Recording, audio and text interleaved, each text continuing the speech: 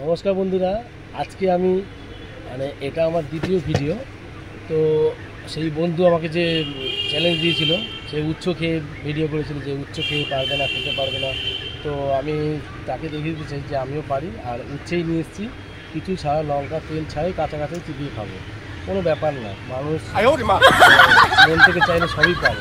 তো আজকে আমি সেটাই করে দেখাচ্ছি, যাই, কোনো ব্যাপার না। দেখো,